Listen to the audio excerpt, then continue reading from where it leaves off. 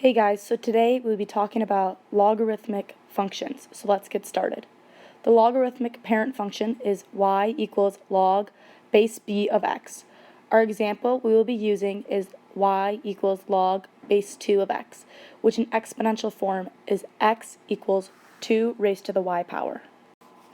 In order to be able to graph this function, we need a table of values. Now you need to place your table of values onto your graph.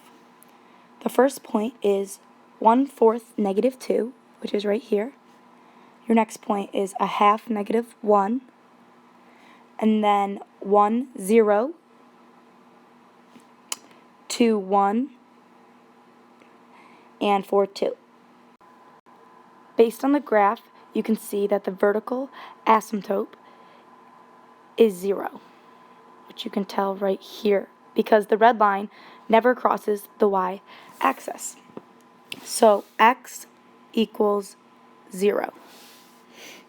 Since we have an asymptote, the domain is x is greater than 0.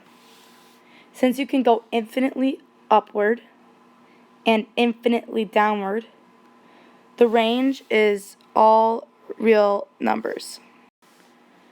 Next, we will be using the expanded logarithmic function y equals log base b of x minus h plus k.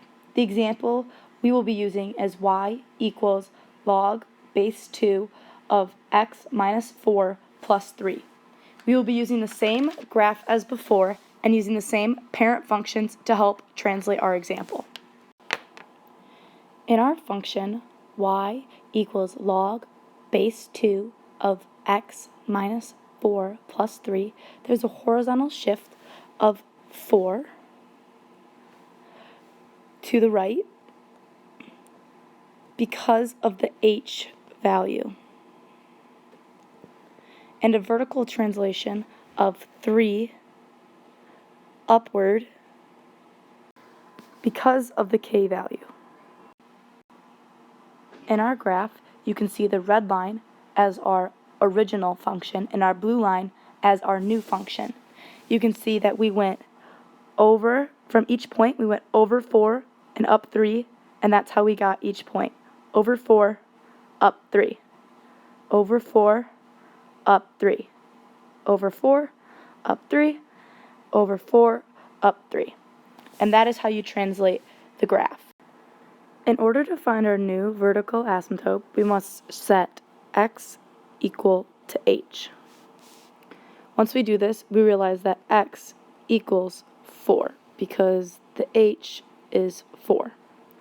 To find the domain, we set x is greater than h. So x is greater than 4.